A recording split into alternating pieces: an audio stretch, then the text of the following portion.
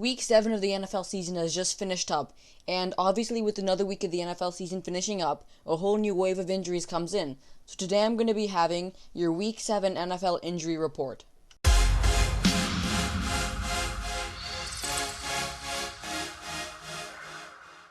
What's up everybody, it's AC Analysis, and today I'm going to be bringing you guys the NFL Week 7 injury report video. And like I said in the intro, I'm going to be talking about the biggest injuries in this week of the NFL season. And by biggest injuries, I don't mean like the most gruesome injuries, but I mean the injuries that will affect their team the most.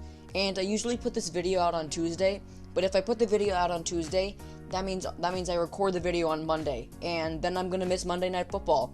So from now on, the video should be going up on either Wednesday or Thursday, so that I can include notable Monday Night Football injuries.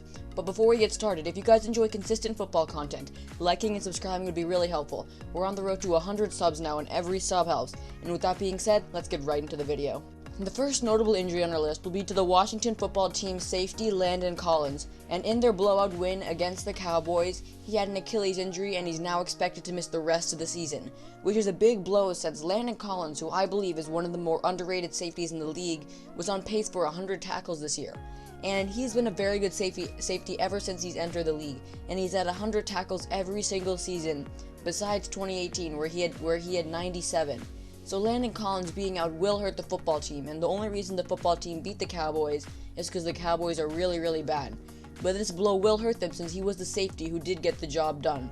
So Washington football team already are going to have to struggle this year, and now without Collins in their game, they're going to struggle a little bit more.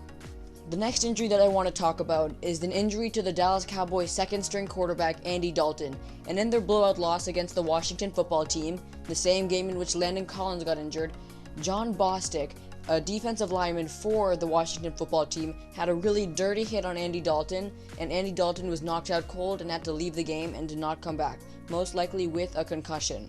Jon Bostic did not get suspended for this hit, which I really believe he should have been, but he did get fined. And Andy Dalton is not confirmed yet how long he's going to be out. He might miss a few weeks, I'm not really sure yet.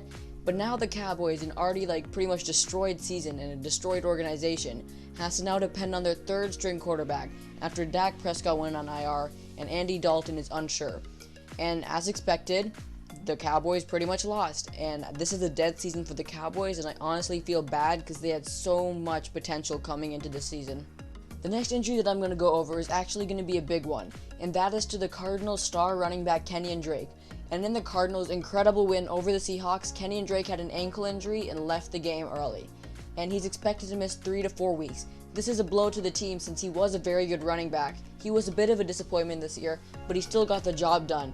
But their second-string running back Chase Edmonds popped off for a really good game this week, so the team won't struggle too much with the time that he's gone, and Chase Edmonds might even play really well and take the starting role. I doubt that, but Chase Edmonds is still a solid number 2 running back, but being out for 3 to 4 weeks, that's pretty bad.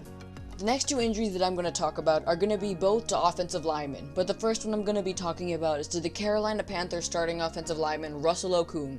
He spent most of his career with Seattle and then LA. Now he's come to Carolina, and he's actually been still one of the best offensive linemen in the league since 2010. But in their loss to the Saints, he had a calf injury and did not return. His injury is not expected to be too serious, but he will most likely not play for Thursday's game. If it was a Sunday game, he had a chance to play, but since they have such a short week, he is probably not going to play. The second offensive lineman's injury I'm going to go over very quickly because the injury isn't that serious, and it is to the star tackle for the Saints, Teron Armstead. And in the Saints' win against the Panthers, Teron Armstead in the first half had an arm injury and did not return. He might play their Sunday game, but it's not really expected that he will play, and this will be a blow to a team that without 5-yard Mike, they really have to depend on Alvin Kamara.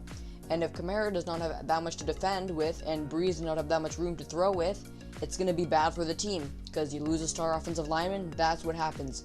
But at most, he is only expected to miss a week. Now the next injury that I'm going to talk about is actually the biggest one that I'm going to be talking about, and that is going to be to Odell Beckham Jr.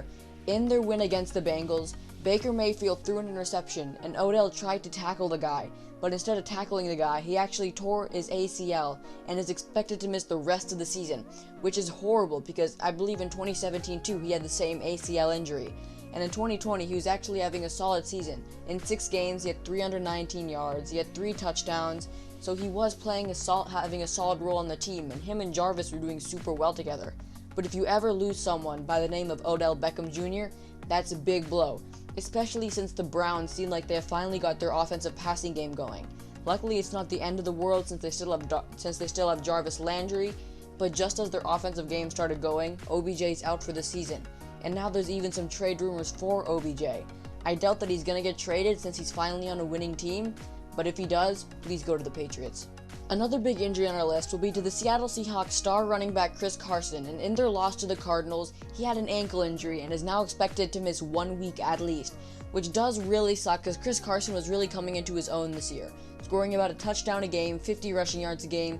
He was putting up stats for a team that mainly relied on the passing game. They really relied on DK Metcalf and Tyler Lockett, so Chris Carson was still able to get the ball, and he was still able to get tons of receptions. So him being out for a few weeks will hurt the team, but luckily he is not out for the season, so it's not the end of the world for Seahawks fans.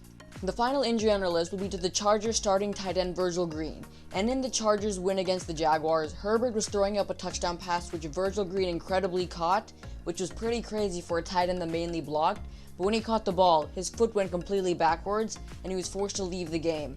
It's not confirmed how long he's going to miss, but by the look of the injury, I see that it's at least 4 weeks, if not worse than that. But Green is mainly a blocking tight end for a team that mainly depends on passing in the Chargers, so it's not the end of the world for them, but he would get the job done, and occasionally he would go for passes. Like this season, he averages 16.7 yards per catch, which is a lot for a tight end. But the run game will be affected, because Virgil Green, in my opinion, is the most underrated blocking tight end in the league. With that being said, that'll wrap up this video. This has been AC Analysis with your Week 7 injury report. If you guys enjoy consistent football content, remember, liking and subscribing would be really helpful. We're on the road to 100 subs, and every sub helps. And expect a new video out on Friday. Thank you guys so much for watching. See you next time.